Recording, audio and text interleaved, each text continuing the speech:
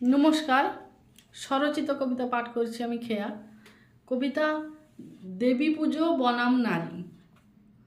দেবী পক্ষের শুভারম্ভে এসো আমরা দুর্গা পুজো করি, অথচ আজও কন্যা সন্তান জন্ম নিলে আক্ষেপে তার অশ্রুতে সমাজ ভরি।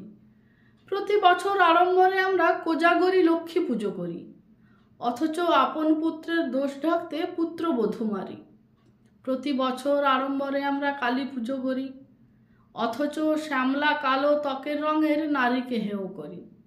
প্রতি বছর আড়ম্বরে আমরা জগদ্ধাত্রী পুজো করি, অথচ হাতের কাছে নারীর শরীর, আয় তা নিষ্পেষিত করি। প্রতি বছর আড়ম্বরে আমরা সরস্বতীর পুজো করি, অথচ নারীর উচ্চশিক্ষা রোধে তার পরিণাম বাল্য বিবাহে পরিণত করি। অসুখ বিসুখ না হওয়ার কামনায় আমরা শীতলা পুজো করি, অথচ শ্বশুর বাড়িতে বউ অসুস্থ হলে তার তুলোধনা করি। সাপের হাত থেকে নিষ্কৃতি পেতে আমরা মনসা পুজো করি, অথচ নতুন বউ ভিটেতে পা রাখতে না রাখতেই ছোবল মেরে মেরে তার জীবনে বিষ ঢালি।